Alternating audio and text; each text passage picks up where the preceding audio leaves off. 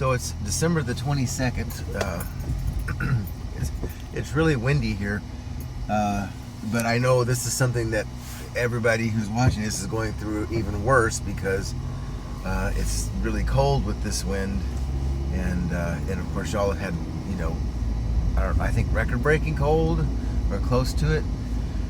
But it's funny because when this all started happening, and I read the headlines about this big winter storm that's gone across the entire country, it makes me think of the opening part of the Rudolph the Red-Nosed Reindeer stop motion or claymation production from way back in the 60s. It just, I don't know if this makes sense. Go back and look at some of the headlines about this weather and you'll see what I mean.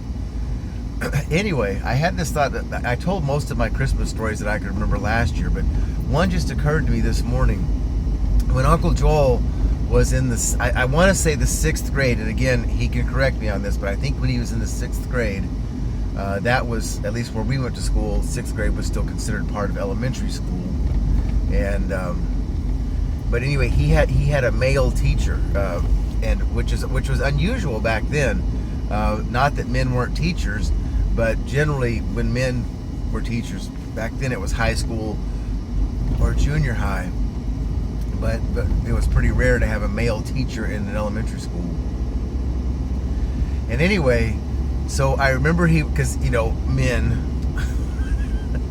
we have a tendency not to be as creative as women, and I don't know. Again, I don't mean to sound sexist. I'm just saying that Uncle Joel's experience with his teacher was that he was pretty disappointed that the guy didn't decorate the room very much. They didn't do a whole lot of Christmas-oriented things, and I just think that he was left disappointed that the spirit of the Christmas season had not infected his classroom or his teacher.